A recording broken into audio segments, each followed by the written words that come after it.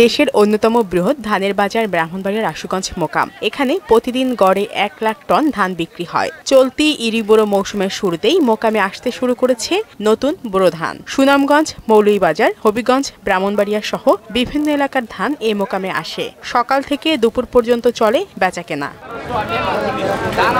BR-28 ও বোরো ধান BR-29 বিক্রি হচ্ছে বেশি। তবে চালকল মালিকরা বলছেন বর্তমান বাজার দরে সরকারি খাদ্য গুদামে চাল দিতে সমস্যা হবে না। মিল মালিকদের এখন যে বর্তমান যে বাজার দর ধানের বর্তমানে ক্রাশিং করলে মিল মালিকের কিছুটা প্রফিট হয়। এলাকাটা খুব ফলন সুন্দর হয়েছে এবং ভালো হয়েছে। মিঠামন থেকে আমি ধান নিয়ে আসছি আশাগঞ্জ বিক্রি করতেছি এবং বিক্রিও ভালো হইতেছে।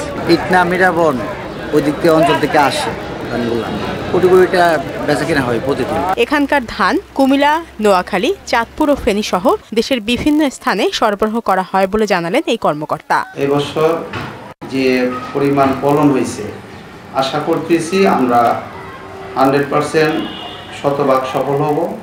আর প্রতি বছরই যখন সংগ্রহ শুরু হয় তখন কিছুটা একটু বাজারটা বাড়ে, কিন্তু এই বছর মনে হচ্ছে বাজার আশা করতেছি বাড়বে না। দেশের হাওড় অঞ্চলের উৎপাদিত ধান আশুগঞ্জের শতাধিক চালকল ও ড্রায়ার মিলে প্রক্রিয়াজাত করা হয়।